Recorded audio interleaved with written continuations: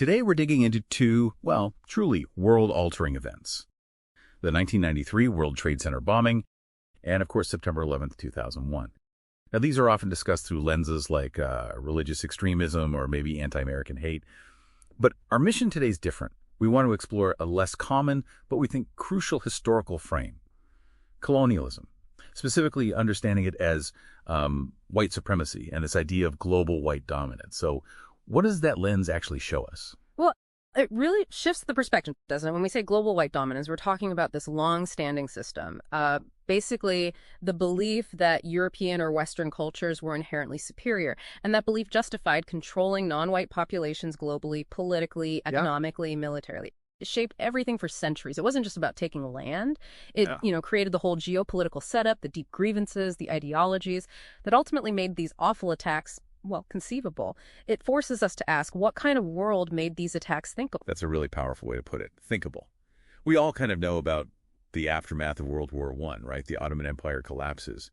But what our deep dive suggests is that the way European powers, Britain and France mostly, redrew the map, creating places like Iraq, Jordan, Syria, Lebanon.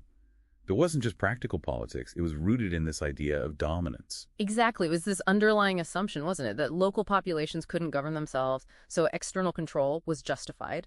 And it created these fragmented states, easier to manage, easier to, well, exploit. Right. And these new states often ended up with authoritarian leaders who were propped up by those same European powers. Their economies got completely reshaped too, didn't they, to serve Western needs, especially oil. Precisely. And this is where it gets interesting for you listening. After World War II, the U.S. kind of stepped into these existing relationships, these colonial relationships, really. We often backed dictators, we armed certain regimes, stationed troops, and locally, people didn't see this as freedom or help. They saw it as, colonial domination under new management. And that just deepened the resentment because the basic power imbalance was still there. So it wasn't just political maneuvering. There was this huge economic piece, this idea of economic white supremacy, Western powers basically extracting massive oil wealth, leaving local people often impoverished, while Western corporations and the elites backed by the West got rich. It set up this system of real unfairness. Absolutely. And that kind of structural inequality, it fuels radical movements. You look at Osama bin Laden, for instance. He specifically talked about U.S. bases near holy sites in Saudi Arabia. He called it Western plundering of Muslim lands. He was framing the West as treating the Middle East like a colony, not like, sovereign nations. That narrative, resisting imperial power, resisting humiliation, that was incredibly powerful for the people who carried out the attacks. And then you layer the Cold War on top of all this. That added another layer of complexity. Like in Afghanistan, during the Soviet invasion in the 80s, the U.S. funded and armed Islamist groups, the Mujahideen. Yeah, we saw them as useful proxies, useful against the Soviets, often overlooking their own goals, their own aspirations for sovereignty. And that unfortunately led to what people now call blowback. Right.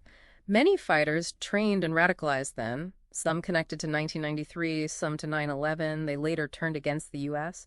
They didn't see America as a liberator anymore. They saw it as a neo-colonial empire, an empire that used them and then, in their view, betrayed them. It set the stage for conflict down the line. It seems this pattern went beyond just politics and economics, too. There was a cultural element. Definitely.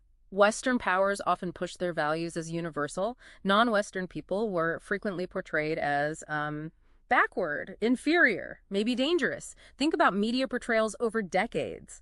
Leaders resisting the West were madmen, society's barbaric. Yeah, you can see how that reinforces a kind of global racial hierarchy. It's a really key point because that whole mindset, that ideological structure, it made it harder to see the legitimacy of local grievances. Sometimes it pushed opposition movements towards extremism just to get noticed, to be heard at all.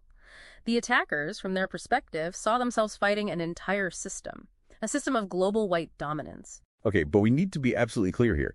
This context, this history, it's about understanding causation, not justification. Exactly. That's crucial. Recognizing the role of colonialism and white supremacy doesn't excuse terrorism. Never.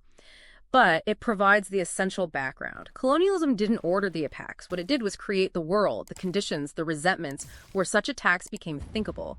It positioned the U.S. as the symbol, really, the symbolic and material center of that global dominance. And that made it a target for those wanting to strike back at that system. So, wrapping this up for you listening, what our deep dive suggests is that the WTC attacks were, at least in part, violent reactions. Reactions born from centuries of colonial control, exploitation, denied self-determination, and this racialization of people. Seeing them as subjects, not equals. Mm-hmm. And this leaves us with a question, maybe something for you to think about. How does understanding this history, understanding these ongoing structures of, let's call it, global white dominance and how countries relate, how does that help us grasp the roots of violence? And maybe, just maybe, think about paths to prevent future tragedies, something to consider until our next deep dive.